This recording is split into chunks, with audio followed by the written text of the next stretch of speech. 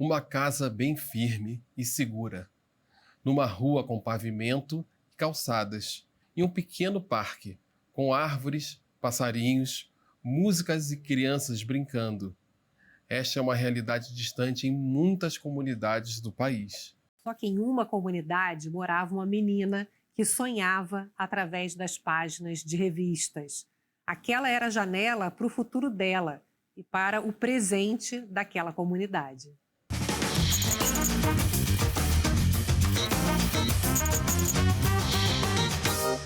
E a nossa convidada é a Esther Carro. Esther, prazer te receber aqui no programa. Muito obrigada por ter Obrigado. vindo. Imagina, eu que agradeço. Me sinto honrada aqui de estar com vocês aqui e falar um pouquinho do que a gente desenvolve, dos nossos projetos e talvez representar também muitas mulheres, mães das favelas, das periferias de São Paulo. É a honra nossa de te receber. Eu queria que você falasse quem é você. Certo. Bom, meu nome é Esther, eu tenho 27 anos, sou formada em arquitetura, mestre em planejamento urbano, pesquisadora e presidente do Instituto Fazendinhando. E eu acho que o mais importante também, e com muito orgulho, sou mãe do pequeno Elias. Esther, você é daqui da comunidade de Jardim Colombo, né, aqui periferia de São Paulo, né? Que você lembra da sua família ali na comunidade? Qual é a lembrança que você tem? Bom, são muitas, mas acho que as primeiras delas do meu pai, que veio do Nordeste, da Bahia, em busca de melhorias, de um futuro melhor.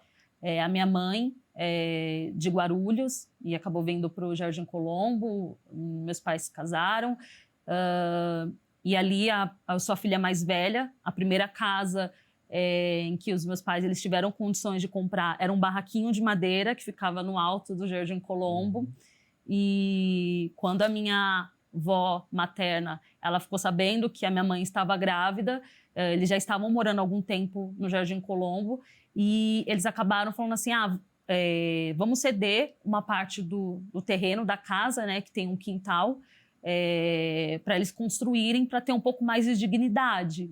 E ao longo desse tempo, meu pai ele era pedreiro, meu avô materno também era pedreiro, e eles construíram essa casa. Eu nasci, depois vieram meus irmãos, mas eu lembro, tem muitas cenas assim da minha infância que são muito marcantes para mim. Eu acho que a primeira delas é o córrego. Por que o córrego? Agora, nesse momento, está acontecendo a obra de urbanização, ainda bem, mas antigamente o córrego ele alagava. Então, assim, quem mora dentro das favelas tem uma dificuldade muito grande para comprar um móvel. E sempre que tinham as chuvas, entrava muita água dentro de casa. E as pessoas perdiam seus móveis. E eu costumo dizer que eu ali com a minha irmã, a gente brincava de piscina, porque... Entrava dentro de casa a água, Isso, né? Entrava muita água dentro de casa. E perdia tudo, o tempo todo. E a gente às vezes também, além de ter que tirar a água dentro de casa, às vezes eu via muito o meu pai dando suporte para outros vizinhos, para outros moradores, em tirar água, em ajudar com os móveis. Então, entrava numa altura assim de 1 metro, 1,20 m, era uma coisa muito, muito alta. Nossa. Aí outros problemas também que eu me lembro, e que também foi muito marcante para mim, a questão de escola. Não tem escola no Jardim Colombo, ainda não tem uma escola. Então, para nós termos acesso à escola, principalmente naquele período que não tinham assim tantos transportes escolares, então era uma caminhada de 30 a 40 minutos. A pé, todo dia? A pé. Nossa. Imagina na chuva, e não era numa caminhada assim plana, que você vai de forma agradável. Os nossos pais não tinham, às vezes, condições de pagar uma perua, coisa assim. Então, a gente tinha que ir em grupo para não ter risco de acontecer nada. Para ter a segurança. Para ter a segurança. Então, imagine só, a gente fala tanto em educação no Brasil, só que a gente, para ter acesso à educação, a gente tinha que sair da escola. Tinha que se expor, né? Exatamente. Passar por enfim, por caminhos. E eu lembro que eu não tinha falta na escola, era debaixo da chuva, não importava o que tinha, mas eu não faltava. E área de lazer, como é que vocês brincavam? Porque parece que não tinha ali muito espaço, né? Exatamente. Também era outra coisa muito marcante, porque para a gente ter acesso a áreas de lazer, nós tínhamos que sair do Jardim Colombo. Não tinha uma área praça. verde, não tinha praça. Não. Mas o engraçado, quando a gente olha no Google Maps, que o cemitério Getsemane, que inclusive tem o Gugu que está enterrado lá, tem vários famosos lá, fica do lado do Jardim Colombo. Então tem uma massa muito grande de área verde, todo mundo fala assim, nossa, mas aí é abastecido com área verde, mas é o cemitério. Do outro lado tem uma mata de eucaliptos, que é de propriedade privada, que poderia também ser um parque, mas está lá fechada, está cercada. Então nunca teve essas áreas. E essa realidade toda acabou se transformando nessa força que você tem para transformar a realidade ali no teu entorno, né? O seu pai foi, você falou foi pedreiro, é pedreiro, né? Ele foi líder comunitário, ele é a referência mais importante para esse olhar que você tem transformador? Olha, com certeza, porque assim, desde criança ele já me puxava muito. Quando ele chegou aqui em São Paulo, aos 18 anos de idade, então ele começou como pedreiro. Conforme os anos foram se passando, ele começou a se envolver com a União de Moradores, começou com alguns cargos, até ser líder comunitário. Hoje ele continua ainda exercendo essa função. E ele, com certeza, assim, foi muito inspirador para mim, porque ele falava assim, não, vem aqui me ajudar. Aí eu ia lá, ajudava ele, aí eu aprendia, eu entendia, eu via outros arquitetos urbanistas da prefeitura, eu falava assim, nossa, que legal, olha o potencial que tem da arquitetura, do urbanismo, olha que bacana as mudanças que podem trazer para dentro da comunidade. Então, assim, ver a luta dele, ver a luta de outros moradores também da comunidade, da minha mãe, da minha avó, foi algo que, de alguma forma, fez suscitar essa vontade, esse desejo de falar assim, a profissão que eu for exercer, eu quero devolver para a minha comunidade. E, já que você falou da sua avó, ela também foi uma grande inspiração para você e tem uma história que é muito curiosa, né? E queria que você contasse como é que é essa relação da sua avó com a arquitetura. Certo. Com certeza. Falar da minha avó, assim, é muito emocionante para mim, porque ela representa tanta força, tanta dedicação. Uma mulher ali que começou a trabalhar aos 12 anos de idade, com muita dificuldade, criando os meus tios. Então, assim, e ela, desde cedo, desde muito nova, trabalhando como empregada doméstica. Mas ela sempre, às vezes, quando eu e meus irmãos nós estávamos tristes, ela falava assim, não fica triste, sabe? Continua, não desista. E uma das coisas que me marcou muito na minha relação com ela é que desde o primeiro momento que ela falou assim, que ela soube que eu iria fazer arquitetura, ela se encheu de alegria, sabe? Ela recebia revistas das patroas dela. Então, ela pegava e falava assim, não, eu quero trazer mais revistas ainda para ela, sabe? Ela começou a falar para as patroas dela, ela começou a se emocionar. Eu acho que ela começou a viver aquele sonho junto comigo. Ela não teve uma profissão, ela não teve, mal estudou praticamente. Aí ela começou a se esforçar para poder trazer revistas desse setor de arquitetura para você. Isso, porque na época eu não tinha acesso à internet. Então, eu fui ter, eu demorei um pouquinho ainda para ter acesso à internet. Então, eram as revistas que eu olhava, que eu tinha, assim, um pouco mais de inspiração para a parte de arquitetura. Quantos anos você tinha? Olha, quando eu decidi mesmo que eu iria fazer, eu tinha 13, 14 anos. Novinha, você já tinha isso na cabeça. Só que engraçado, porque antes de eu falar que queria ser arquiteta, eu falava que queria ser professora. Porque, assim, para mim, a profissão de um professor é a profissão assim, que eu mais admiro. O professor é quem ensina, é quem educa. Eu sou a Esther que eu sou hoje porque os meus professores me passaram muita educação, me ensinaram muito, compartilharam muito dos seus conhecimentos. Você é professora hoje? Sim. E você tem uma história da sua família de incentivo à educação. né, ao estudo. Que importância você vê isso, principalmente para uma mulher da periferia, né? Esse estímulo da família. Olha, é muito importante, porque assim, os meus pais, eles poderiam ter falado, você terminou a escola, agora vai trabalhar. A gente precisa colocar mais coisas dentro de casa, porque o que a gente tinha era o básico, era muito pouco. E não foi isso as palavras que nós escutamos dos meus pais. Pelo contrário, eles falaram assim, qual é o sonho de vocês, sabe? O que você quer fazer? Então, vamos entrar numa universidade, a gente vai dar o apoio, o que for possível para a gente fazer, nós estamos com você. Então, acho que dá uma diferença muito grande quando você tem esse apoio dos pais, quando os seus pais eles estão ali estimulando, incentivando.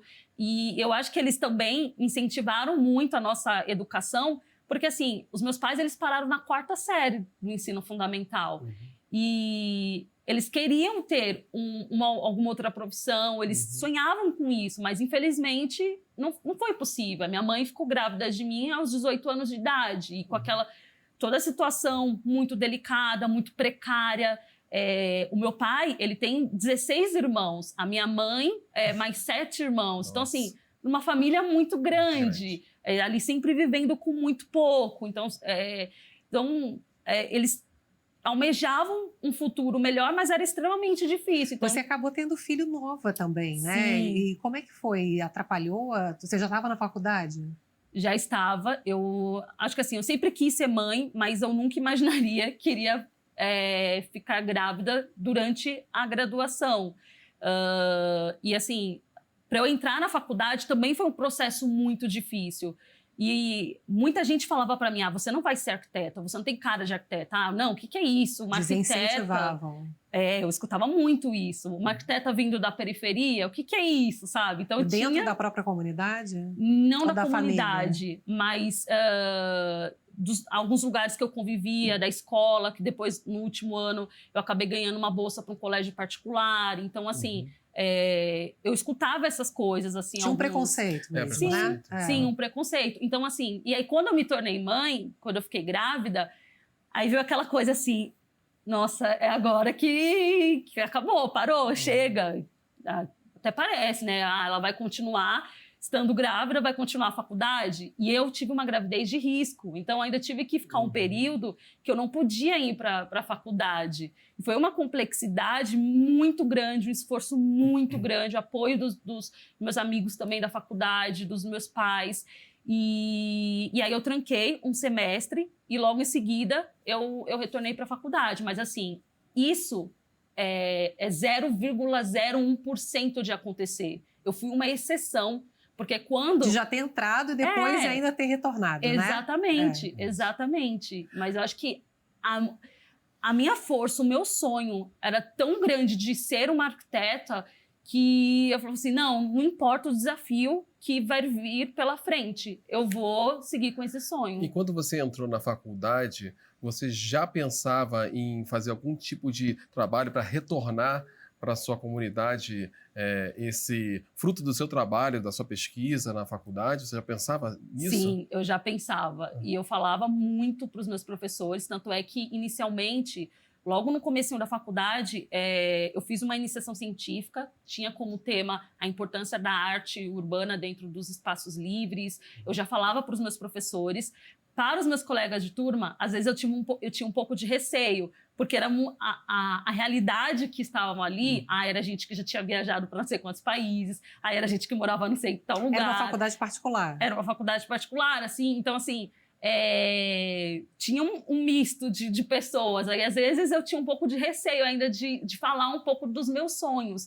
Mas, aos poucos, eu fui perdendo isso. Porque eu realmente queria fazer arquitetura porque eu queria mudar a minha comunidade. Então, eu não podia esconder isso de fato. E eu precisaria da ajuda dos meus professores para, de alguma forma, me darem orientações dos caminhos que eu deveria seguir, das ferramentas que também são muito importantes. Sim, em 2017...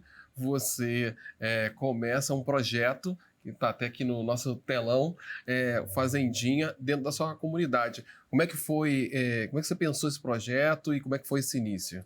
Certo. Bom, a Fazendinha, hoje, ela é o nosso principal projeto. Nós começamos com a transformação de um antigo lixão, inspirados no projeto do Mauro Quintanilha, na favela do Rio de Janeiro, no Vidigal. E ele tinha transformado um antigo lixão numa área verde. E aquilo, assim, foi muito inspirador. Quando nós tivemos o contato com o Mauro, com a história dele, a partir do Tomás Alvim, do Arco Futuro, nós falamos assim, poxa, olha que bacana, se tem... As pessoas conseguiram fazer isso por conta própria, por que a gente não pode fazer isso daqui também? Por que a gente não pode mudar essa nossa realidade? Então, assim, inspirados por essas iniciativas, a gente começou também a mobilizar a comunidade, nós começamos a querer mudar, a querer transformar. Só que foi uma experiência, assim, muito bacana, mas ao mesmo tempo muito difícil. Por quê? Porque, assim, eu não me imaginava, quando você fala, a profissão de um arquiteto, você vai imaginar uma pessoa ali desenhando nas pranchetas, na frente de um notebook, toda aquela coisa.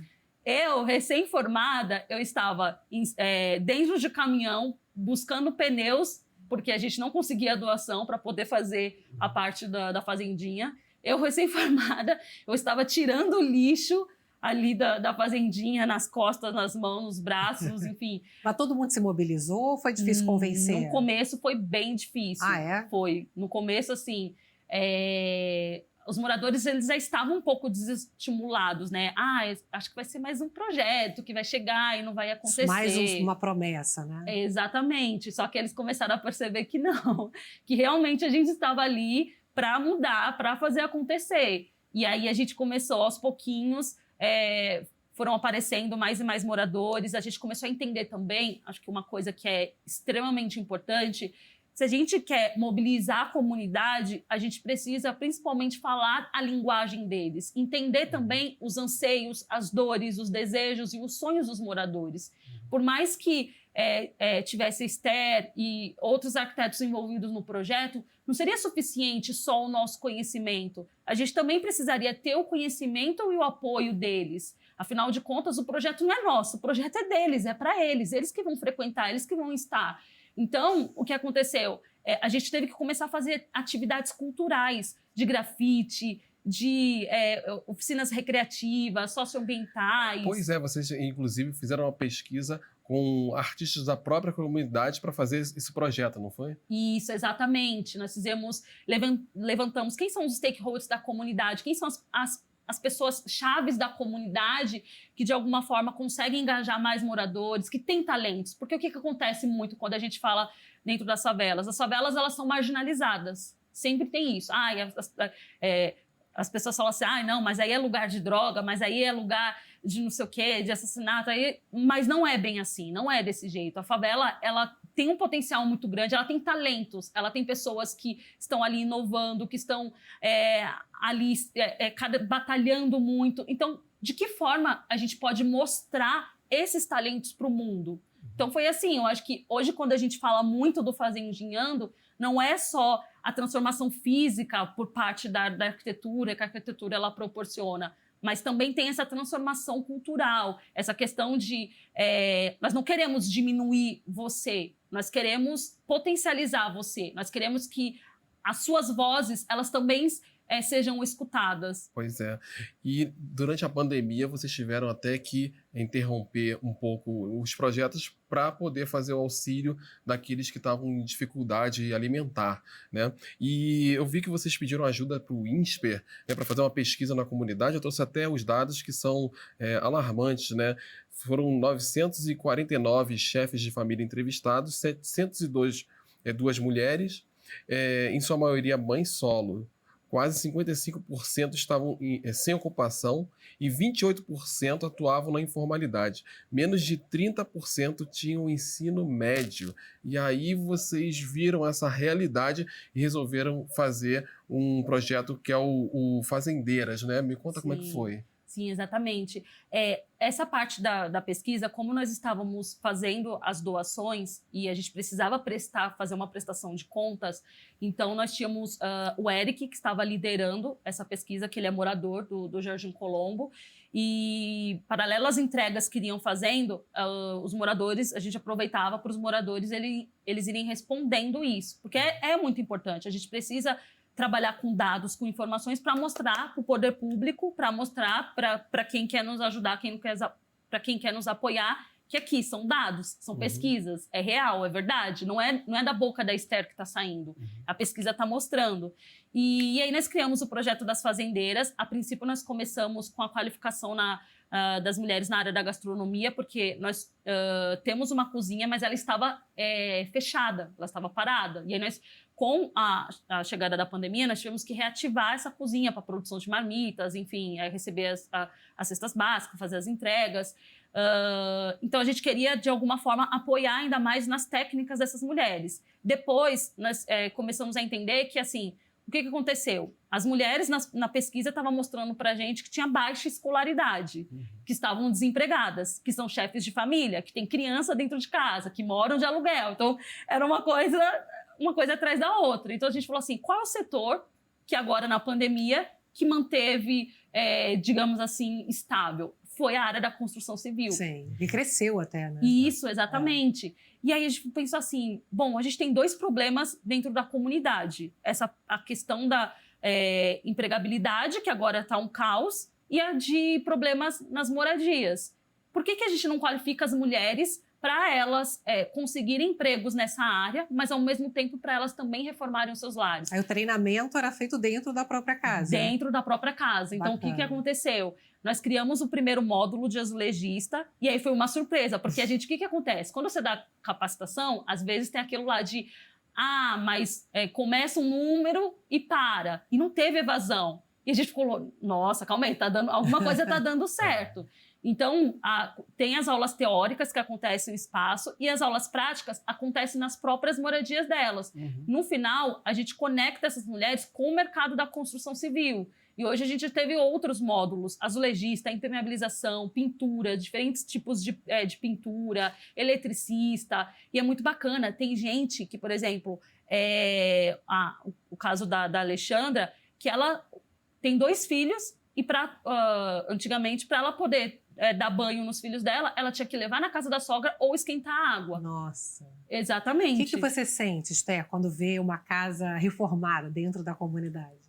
Olha, eu acho que toda vez, primeiro, assim, que eu entro numa casa, eu lembro muito do meu passado, porque a casa que eu morei começou, né, com barraquinhos de madeira, mas depois, apesar de ter ido pro concreto, entrava muitas baratas, ratos. Não era uma casa que eu falava assim, é agradável, que eu gosto que eu vá receber visitas, aquela coisa. Era uma casa assim mais para dormir e pronto.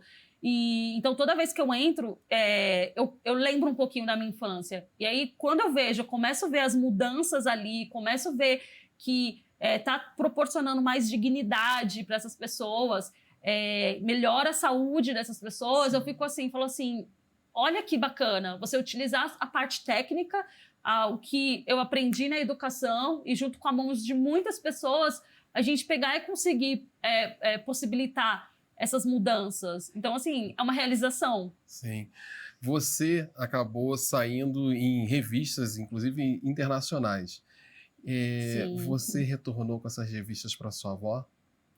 Sim, com certeza. Eu acho que é uma coisa muito especial isso daí para mim, porque, como eu falei anteriormente, a minha avó trazia essas revistas para mim. Ela batalhava o dia todo e no final do dia ela trazia com muito carinho, com muito amor e me entregava com muito orgulho. E no primeiro momento em que eu consegui da revista de Nova York e aí depois aqui no Brasil, repercutiu aqui para o Brasil, e aí eles entregaram para mim, a primeira coisa que eu fiz, eu vi li com muita atenção, mas a primeira coisa foi entregar para minha avó, foi dar nas mãos da minha avó aquilo que um dia ela tinha me dado. E olha como o destino né? E olha como a vida no passado, eu que ficava olhando as revistas, os arquitetos, os designs, enfim, artistas. E hoje sou eu, junto com o meu time, dentro dessas revistas, sabe? Então, tem um significado extremamente importante e relevante. E a gente percebe, né, que vale a pena você insistir, você persistir com os seus sonhos. O que é ser brasileiro? Bom, o que é ser brasileiro? Eu acho que é ser resiliente. Acho que essa palavra também é um pouco forte, assim, mas eu vejo que é sim ser brasileiro, é sobreviver, porque hoje em dia está tão difícil, o mundo está tão caótico, tantas coisas, tantos problemas, parece que a gente está, não sei, retrocedendo. Então, assim, você vê que os brasileiros, a gente precisa estar ali lutando para sobreviver, para resistir. Eu vejo que ser brasileiro é ser resiliente, é coragem. Acho que talvez também uma das principais palavras que eu definiria seria na coragem, porque a gente tem que ter ali muita coragem para vencer, para não desistir, para não olhar para trás, para não olhar para os obstáculos, para a gente não ter aquela figura de que aqueles estereótipos, para quebrar estereótipos, para quebrar muros. Então, acho que brasileiro é isso, sabe? É luta, é persistência, é perseverança, é coragem, muita coragem. Obrigada por ter vindo aqui compartilhar essa história linda. Imagina, eu que agradeço. Até o próximo. Tchau.